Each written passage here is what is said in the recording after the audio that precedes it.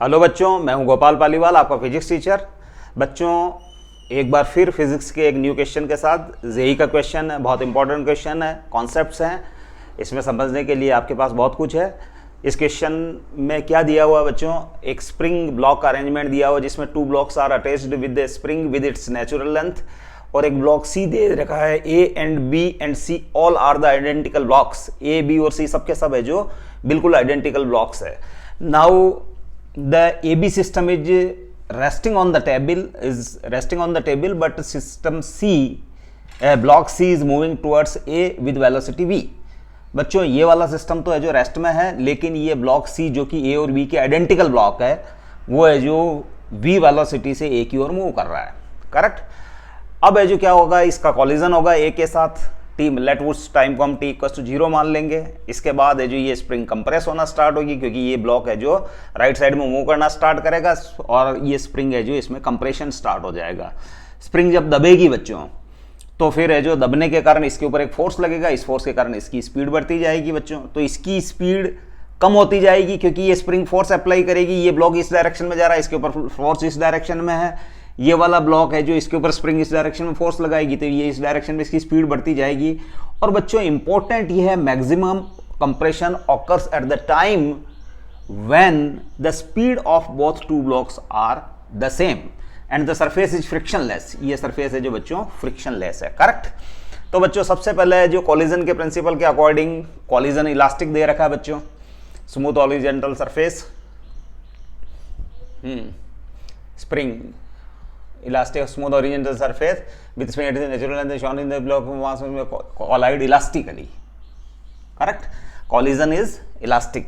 तो बच्चों है जो जब कॉलिजन इलास्टिक हो और ब्लॉक है जो या ऑब्जेक्ट्स या ब्लॉक या बॉल्स आइडेंटिकल हो, तो उस कंडीशन में हमको पता है दे एक्सचेंज देयर वेलोसिटीज, है ना। तो देखो, सिंस कॉलिजन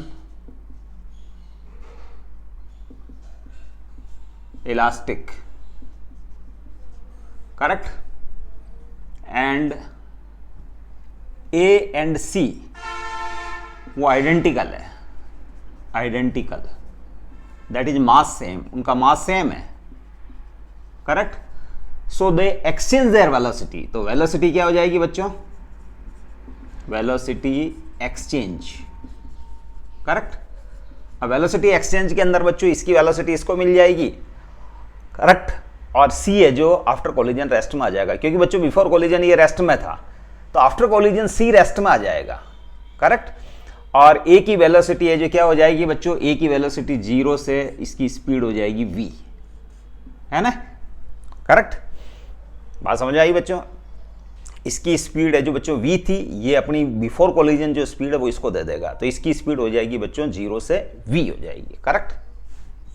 इसके बाद इस ब्लॉक के ऊपर फोर्स लगेगा, फोर्स लगने के बाद ये इस डायरेक्शन में मूव करना स्टार्ट करेगा, स्प्रिंग कंप्रेस होना स्टार्ट हो जाएगी। स्प्रिंग कंप्रेस होगी तो दोनों डायरेक्शन में फोर्स लगाएगी, तो इसको है जो ये वेलोसिटी स्पीड जो v मिली है ये तो डिक्रीज होती जाएगी और इसकी स्पीड बढ़ती जाएगी, है ना।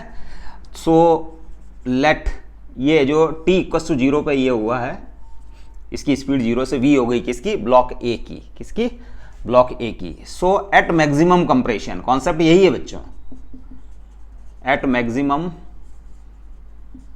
कंप्रेशन, मैक्सिमम कंप्रेशन के ऊपर, है ना, V1 इक्वल टू या VA equal to VB, VA equal to VB equal to V naught late.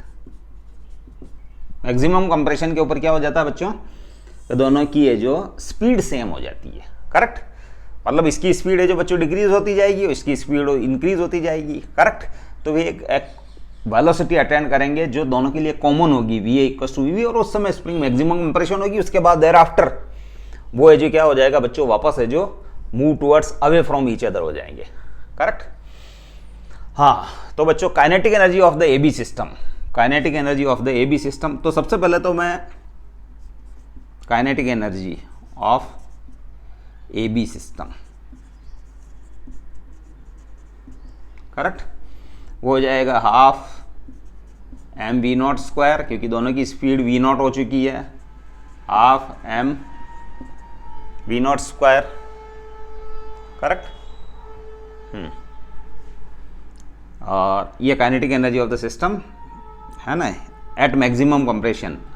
और मैक्सिमम कंप्रेशन के टाइम पर हम बात कर रहे हैं तो काइनेटिक एनर्जी इसकी half m v naught square, इसकी भी half m v naught square, तो m v naught square, correct. Again from energy conservation principle, from energy conservation principle, correct. Mechanical energy आप कह सकते हो, mechanical energy, correct.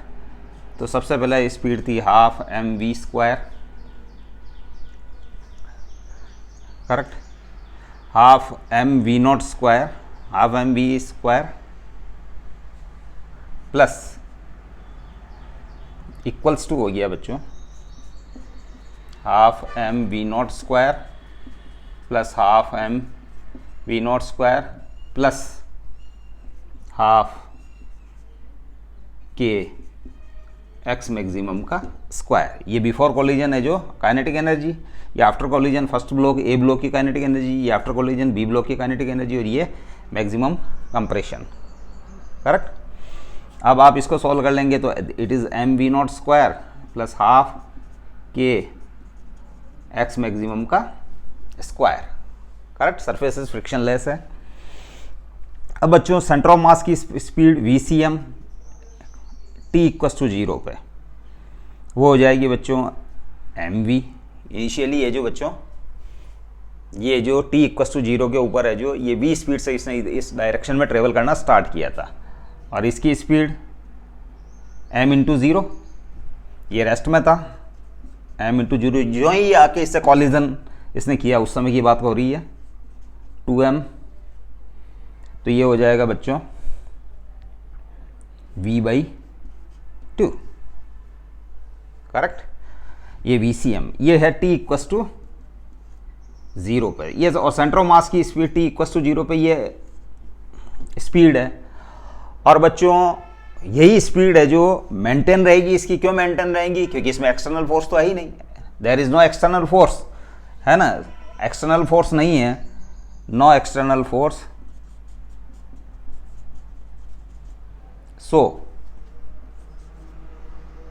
v/2 VCM equals to at the time of maximum compression वो हो जाएगा m maximum compression के time पे m v naught plus second block के लिए भी M v not upon 2m, ये हो गया 2m we not bye 2m, correct. अब ये हो गया v naught equals to v/2 implies v naught equals to v/2। अगर मैं यहां वैल्यू पुट कर देता हूं बच्चों half m b square equals to m v naught square plus half k max square, तो मेरे पास हाफ के मैक्स स्क्वायर आ रहा है, half k max square equals to half m b square equals to this, तो half m b square minus m v naught square. अब है जो आप वैल्यू पुट कर दीजिए वी नॉट की v/2, तो half m v square minus m v square by 4, that is m v square by 4। अब इसको k के लिए अगर हम सॉल्व करते हैं एक्स मैक्सिमम के लिए अगर हम सॉल्व करते हैं तो एक्स मैक्सिमम इक्वस टू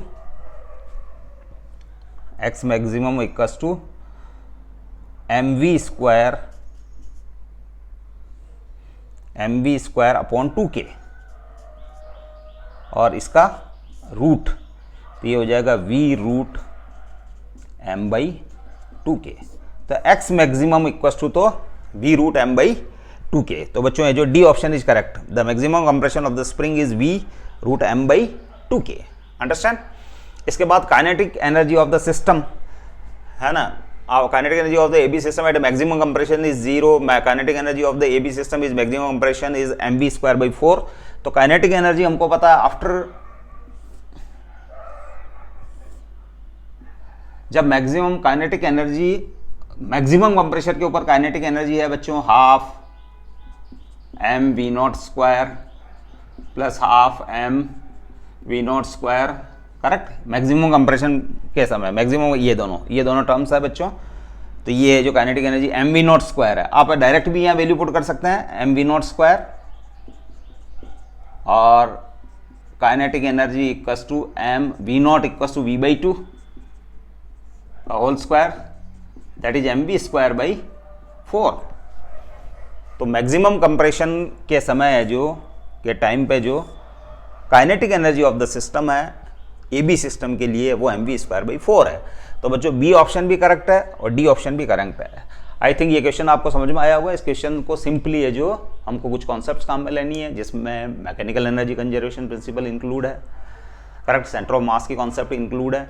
और एक इम्पॉर्टेंट फैक्ट ये है कि जब स्प्रिंग में मैक्सिमम कंप्रेशन कब होता है, उस समय होता है जब दोनों ब्लॉक्स जो कि उसके दो एंड्स के ऊपर अटैच्ड है उनकी स्पीड सेम हो जाती है। अंडरस्टैंड। तो आई थिंक ये क्वेश्चन आपको बहुत समझ में आया होगा। मैं होप करता हूँ you are enjoying the question with me. We will meet with our next question. Thank you.